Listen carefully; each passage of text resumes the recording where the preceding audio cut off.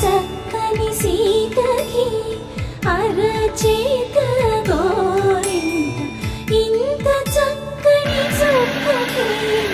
ఇంకెవరో మొగుడంట రామ చక్కని సీతకి